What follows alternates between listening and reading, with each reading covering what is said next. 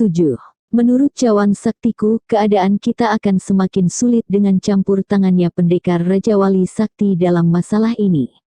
Mungkin kita bisa menandingi si perawan rimba tengkorak, tapi sulit untuk menandingi pendekar itu, sambung tengkorak hijau yang matanya tidak pernah lepas memandang ke dalam cawan emas di tangannya. Lalu apa yang harus kita lakukan? Tanya tengkorak putih kebingungan. Persenjatai sisa-sisa orang kita dengan bambu kuning welung, juga senjata berlapis batu pualam hijau. Untuk apa batu pualam hijau? Menandingi pedang Raja Wali Sakti. Tapi aku sendiri juga tidak yakin kalau senjata itu mampu membendungnya. Sebab batu pualam hijau tidak tahan oleh panas yang berasal dari inti tenaga dalam. Dan itu justru yang sudah dikuasai oleh pendekar Raja Wali Sakti. Tengkorak kuning, ada berapa orang lagi kekuatan kita? Tanya tengkorak putih yang menjadi pimpinan tertinggi partai tengkorak itu. Tidak lebih dari 50 orang lagi, sahut tengkorak kuning sambil menunduk. Apa? Tengkorak putih terkejut bukan kepalang mendengarnya. Banyak dari anggota kita yang telah melarikan diri, lagi pula semua tokoh-tokoh sakti yang kita undang juga mengundurkan diri, begitu mengetahui bahwa pendekar Raja Wali Sakti ikut campur tangan dalam persoalan ini, lapor tengkorak kuning. Gila, ini benar-benar gila, geram tengkorak putih. Hanya ada satu cara untuk menyelamatkan diri, tengkorak putih celetuk tengkorak hijau. Apa? Tinggalkan tempat ini, dan susun lagi kekuatan baru di luar. Tidak, bentak tengkorak putih. Sudah cukup lama aku telah membangun partai tengkorak dengan susah payah, dan itu membutuhkan waktu yang tidak sebentar. Aku mengerti tengkorak putih. Tapi keadaan kita benar-benar tidak menguntungkan lagi. Dan kita harus segera mencari jalan lain untuk menghancurkan kerajaan Karangsetra, sergah tengkorak hijau. Tapi berapa lama lagi? 10 tahun, 20 tahun, atau 100 tahun lagi. Semua terdiam membisu. Mereka memaklumi bahwa tengkorak putih bersusah payah membangun partai tengkorak hanya untuk membalas dendam kematian kakaknya, si iblis lembah tengkorak Yarlji tewas di tangan pendekar Raja Wali Sakti. Baca serial Pendekar Raja Wali Sakti dalam kisah iblis lembah tengkorak. Tengkorak putih memang sudah bersumpah untuk menghancurkan kerajaan Karangsetra serta membunuh Rangga si pendekar Raja Wali Sakti yang kini menjadi rajanya. Berbagai macam cara sudah dilakukannya, tapi selalu menemui kegagalan. Dan dia tidak ingin gagal lagi untuk kesekian kalinya. Purbaya, panggil tengkorak putih saat berada berdua saja dengan putra tunggalnya itu. Ada apa, ayah? Sahut Purbaya. Kau tahu, tidak ada yang dapat ayah banggakan lagi selain dirimu. Dan hanya kaulah satu-satunya harapanku untuk dapat meneruskan cita-cita ayahmu ini, dan juga cita-cita leluhurmu. Pelan suara tengkorak putih. Purbaya hanya tertunduk diam mendengarkan. Dari nada bicaranya, dia dapat menebak bahwa ayahnya sudah putus asa untuk mempertahankan partai tengkorak yang telah dirintisnya dengan susah payah. Kemarin, tengkorak hijau juga sudah meramalkan bahwa saat-saat kehancuran partai tengkorak sudah semakin dekat. Hal itu terbukti dengan sumber batu pualam hijau yang kini sudah dikuasai oleh siluman-siluman ular. Sedangkan malam kemarin seluruh pohon bambu kuning welung yang membentengi bangunan partai tengkorak juga sudah habis terbakar, tanpa ada yang mengetahui siapa yang telah membakarnya. Berbagai malapetaka yang terjadi secara beruntun tersebut tentu saja sangat mengurangi jumlah anggota partai tengkorak.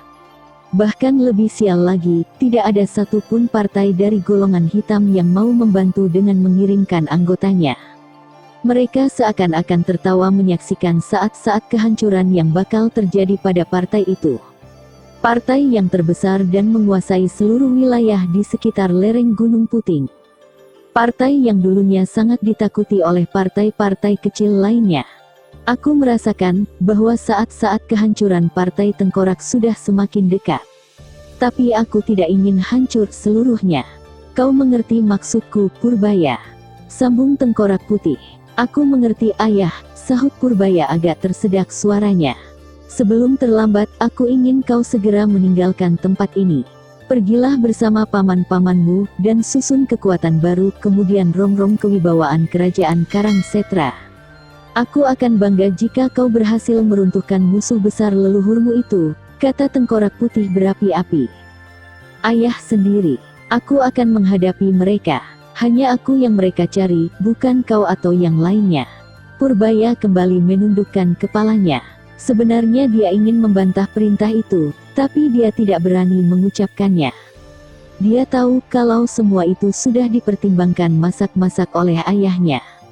Belum pernah Purbaya melihat ayahnya pesimis seperti itu. Biasanya ayahnya begitu tegar dan selalu percaya diri dengan kekuatan dan kemampuannya. Tapi yang dilihat Purbaya sekarang, sungguh sangat lain sekali.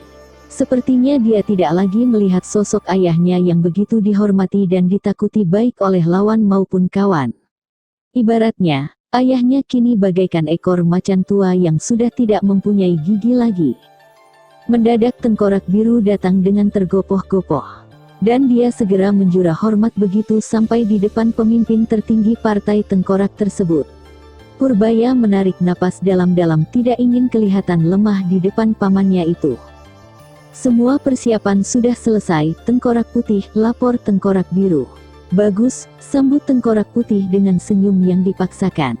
Persiapan apa? Tanya Purbaya mengerutkan kening. Kau harus berangkat sekarang juga Purbaya. Tengkorak biru dan tengkorak kuning akan bersamamu, tengkorak putih menjelaskan. Benar Purbaya. Selama dalam perjalanan nanti kita semua akan berganti nama kecuali kau. Sebab di dunia luar, tidak ada seorang pun yang mengenalimu. Selama ini kau kan hanya berada di dalam sini saja, sambung tengkorak biru. Tapi kenapa harus sekarang? Purbaya tak mengerti. Tengkorak hijau telah mengatakan bahwa saatnya sudah semakin dekat. Dan kita harus segera berangkat, sebelum mereka menghancurkan tempat ini, sahut tengkorak biru. Tapi, Purbaya, kau tidak ingin mengecewakan harapanku, kan? Sudah kukatakan tadi, bahwa masa depan partai tengkorak sudah kuserahkan ke tanganmu. Pergilah, bukan untuk kalah, tapi pergi untuk memperoleh kemenangan yang tertunda, selak tengkorak putih memberi semangat. Purbaya diam merenung beberapa saat.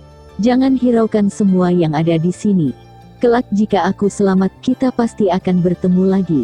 Dan aku ingin melihat kau sebagai pemimpin besar di Karangsetra, tengkorak putih tersenyum masam. Baiklah, sahut Purbaya seraya bangkit dari duduknya. Berangkatlah untuk menang anakku. Aku pergi ayah, pamit Purbaya seraya menjura hormat. Tengkorak putih segera menganggukkan kepalanya dengan senyum yang dipaksakan. Tengkorak biru pun menjura hormat dan segera berlalu mengikuti Purbaya yang sudah melangkah lebih dulu. Tengkorak putih masih memandangi kepergian putranya dengan hati terenyuh, namun dia harus bisa menguatkan diri. Kepergian Purbaya diharapkan bisa meneruskan cita-citanya. Purbaya menunggang seekor kuda putih yang kakinya berbelang hitam. Sementara di belakangnya tampak tengkorak biru dan tengkorak kuning juga menunggang kuda. Tidak ada seorang pun anggota partai tengkorak yang ikut bersama mereka. Hal ini memang disengaja untuk menghindari orang-orang yang mungkin akan mengenali. Semua barang-barang yang menandakan bahwa mereka berasal dari partai tengkorak ditanggalkan. Mereka semua mengenakan pakaian biasa seperti layaknya pengembara. Bahkan Purbaya pun hanya mengenakan kalung lambang kepemimpinan tertinggi yang tersembunyi di balik pakaiannya. Mulai saat ini, kami akan memanggilmu dengan sebutan Raden Purbaya, dan kau bisa memanggilku dengan sebutan Paman Kampar, kata tengkorak biru. Aku pun cukup kau panggil Paman Lebak saja, sambung tengkorak kuning. Memangnya asal kita dari mana? Tanya Purbaya. Padepokan Bambu Kuning, jawab tengkorak biru. Di mana itu? Hanya nama rekaan saja, untuk mengingat partai tengkorak yang tinggal di hutan yang penuh dengan bambu kuning welung. Kenapa tidak menggunakan nama lembah welung kuning saja? Bukankah itu malah lebih bagus kedengarannya? Saran Purbaya. Ah, benar, seru tengkorak biru. Partai tengkorak memang berada di dasar lembah. Dan tempat itu dulunya banyak ditumbuhi dengan pohon bambu kuning welung. Satu nama yang tepat dan bisa dijadikan sandi bagi anggota partai tengkorak yang menjarikan diri, sambung tengkorak kuning. Sandi untuk mengumpulkan kembali atau membinasakan mereka. Celetuk Purbaya. Kami kan hanya menurut perintahmu, Raden, gurau Tengkorak Biru. Kalau begitu, langkah pertama kita adalah membinasakan anggota Partai Tengkorak yang melarikan diri, terutama mereka yang memiliki kedudukan dalam partai. Kami laksanakan, Raden, sahut kedua laki-laki setengah baya itu serempak. Purbaya langsung tertawa mendengar sebutan Raden pada dirinya. Sedangkan Tengkorak Biru dan Tengkorak Kuning hanya tersenyum-senyum saja. Mereka terus saja memacu kudanya pelan-pelan untuk menghindari perhatian, karena mereka masih berada di wilayah hutan Jati Jarak. Suatu kawasan yang sudah dikuasai oleh si perawan rimba Tengkorak bersama ular-ular silumannya. Kemana tujuan kita sekarang, Paman Kampar? Tanya Purbaya.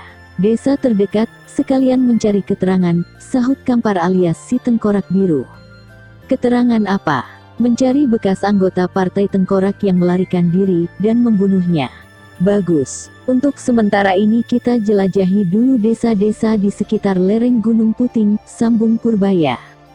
Tapi tindakan kita jangan terlalu menyolok, dan jangan terlalu banyak bertanya yang nantinya justru dapat menimbulkan kecurigaan, sahut Tengkorak Kuning yang kini memakai nama Lebak. Aku setuju, tapi apakah nanti tidak ada yang mengenali paman berdua? Tidak, kami tidak pernah menampakkan diri pada anggota tingkat rendah, sahut Tengkorak Biru. Kalau begitu, kita bisa bergerak lebih leluasa tanpa khawatir ada yang mengenali, sambut Purbaya. Jelas, Raden.